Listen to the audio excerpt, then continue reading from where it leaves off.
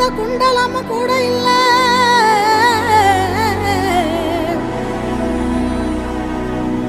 வாள் தூக்கி நின்னா பாரு, வந்து சண்டை போட்ட எவனும் இல்ல. வாள் தூக்கி நின்னா பாரு, வந்து சண்டை போட்ட எவனும் இல்ல.